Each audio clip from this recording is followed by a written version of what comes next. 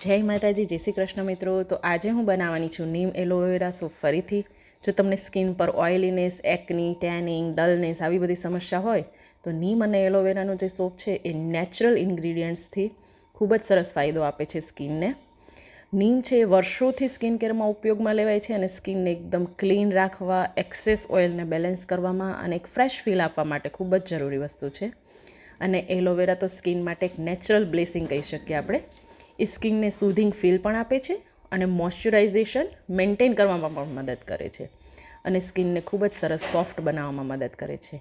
આ બંને ઇન્ગ્રીડિયન્ટ સાથે બનાવેલું જે સાબુ છે એ સ્કિનને gentle cleansing, refreshing feel, soft અને સ્મૂથ ટચ આપવામાં મદદ કરે છે। તો આ સૂપ માટે મેં સૂપ બેઝ લઈ લીધું છે। લીમડાનો જે રસ હતો એ પણ મેં સારી રીતે મલમલના કપડાથી ગાળીને તૈયાર કરી લીધો છે। એમાં એલોવેરા જ્યુસ એડ કરી દીધું છે। બધા required oil, castor, almond, coconut oils add કરી દીધા છે। વિટામિન E એડ કર્યું છે। આ બધું જ એડ કરીને એક મિશ્રણ બનાવ્યું હતું, એને મેં મેલ્ટેડ સૂપમાં સારી રીતે એડ કરીને મિક્સ કરી દીધું છે અને હવે એને મોલ્ડમાં સેટ થવા માટે મૂકી દઈશું।